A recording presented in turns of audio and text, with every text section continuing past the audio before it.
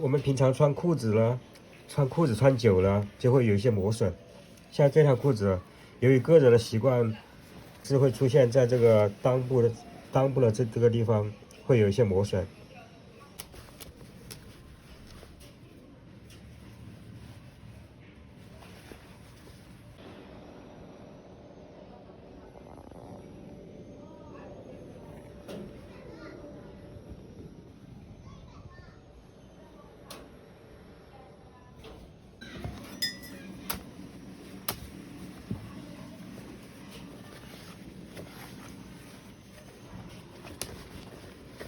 最后就会变成一个穿洞的状态。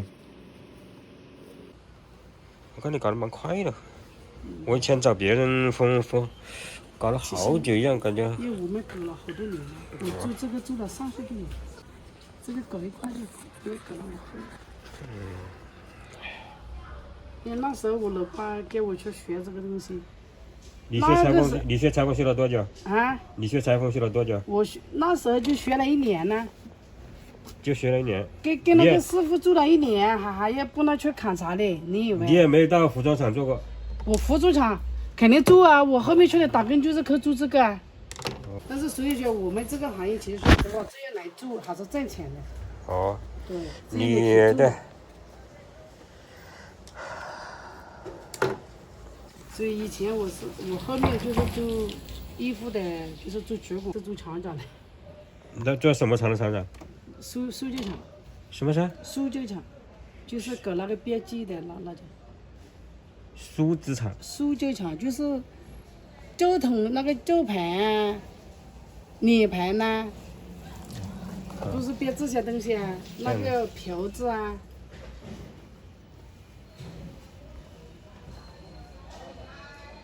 就是风线啊，什么都搞，他们就专门做200天的风线。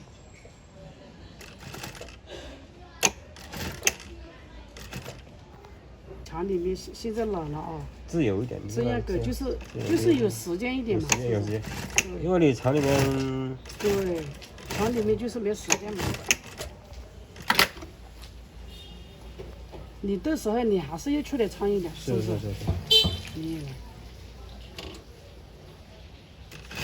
因为小孩子也长大了嘛，8岁都毕业了嘛，所以我们出来创业也是没压力的时候才出来的。是。就是这个时候其实是最好的，说实话。对。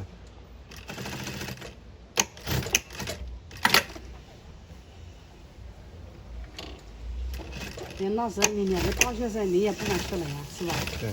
肯定是不敢出来。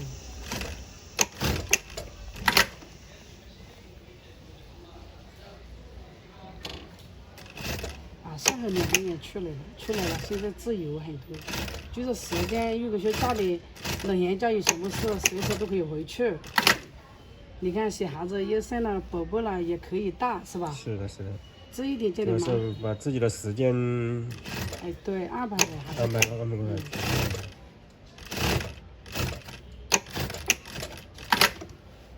因为我们那时候毕竟是做广电的，看得远一点嘛。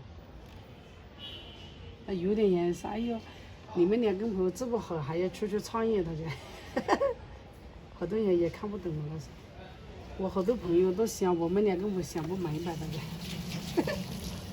现在他们都知道了，那还是要好很多。你看你年纪渐渐的退休的时候，50多岁的创业就很难了，你说是不是？真的很难了。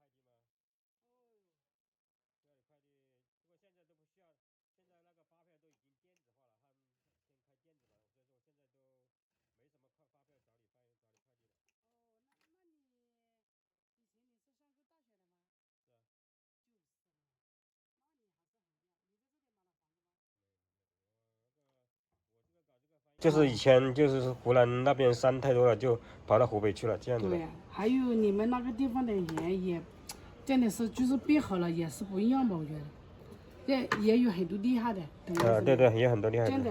对。还有你们那时候炸穷的时候，你们那里做衣服，都是每穿都是每个人都会做的，我们也很懂的。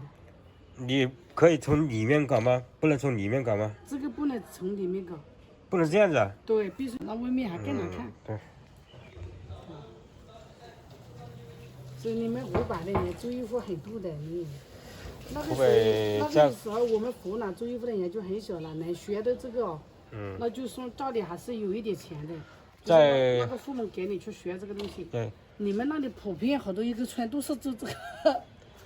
我们湖北在广州，听说在广州那个一个村，一个专门做服装产业的，都是湖北了。不管是哪一个厂，湖北的人做衣服的人多啊，好多的。就这么你们那个时候肯定就是优越一点，真的是厉害一点，不是开玩笑的。其实你们湖北的人真的还是比这些地方的人是要厉害一点，因为你们那时候你们的父母就比我们的父母都厉害一点。你是哪里的？啊，我们是湖南的。你是湖南哪里的？我是湖南邵阳龙回的。龙回县。你老公是四川的？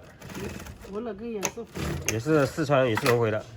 啊？也是龙回的。哎，对。哦。就离得很近的。龙回。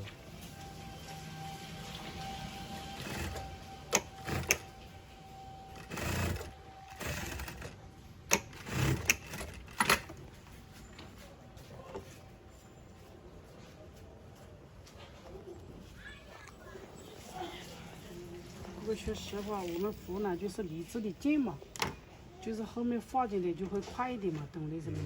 对。就是离得近。好了，现在裤子补好了，现在看看，外观是很好的。